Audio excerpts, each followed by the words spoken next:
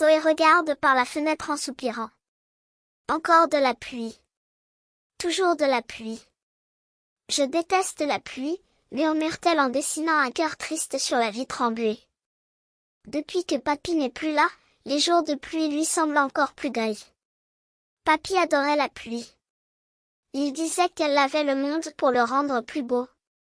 Maman lui tend son imperméable jaune. Viens, ma puce, on va chercher le pain.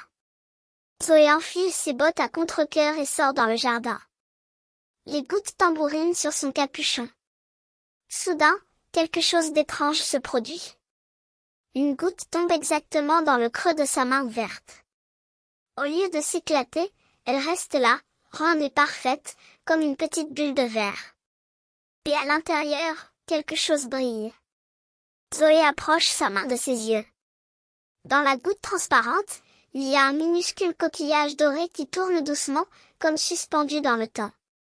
Qu'est-ce que... Elle lève les yeux vers le ciel.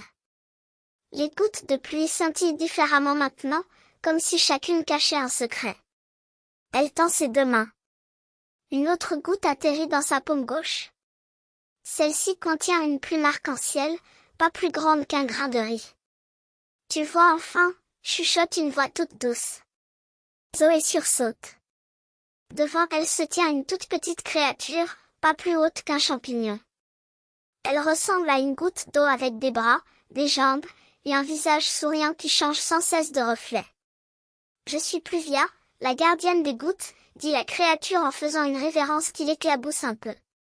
La pluie n'est pas triste, tu sais. Elle garde précieusement tous les petits bonheurs que les gens oublient ou perdent. Tous les bonheurs, demande Zoé, les yeux écarquillés. Regarde mieux. Zoé lève à nouveau ses mains vers le ciel. Les gouttes tombent maintenant en pluie de trésors. Dans l'une, elle voit un rire cristallisé qui teinte comme une clochette. Dans une autre, un rayon de soleil miniature qui réchauffe sa peau. Puis un papillon de lumière, une note de musique orange, un flocon de neige violet. Chaque fois que quelqu'un perd un moment de joie, la pluie le recueille, explique Pluvia en dansant entre les gouttes.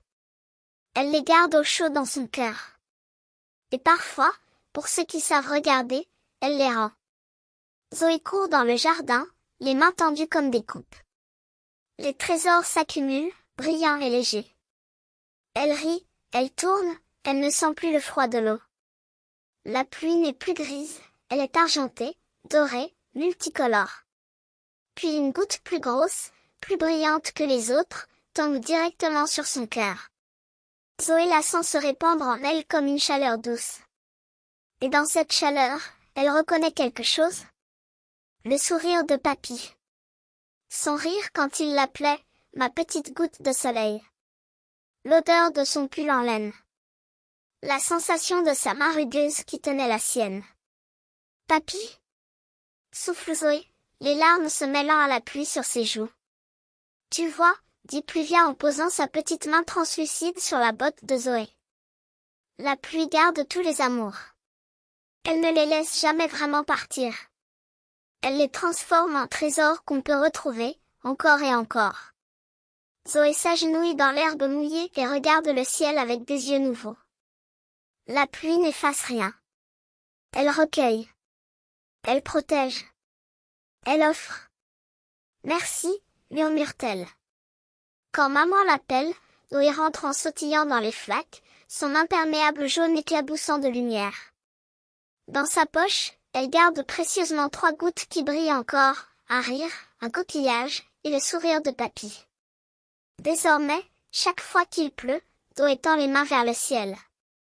Elle sait que la pluie ne vient pas voler la joie. Elle vient la distribuer à ceux qui savent la voir.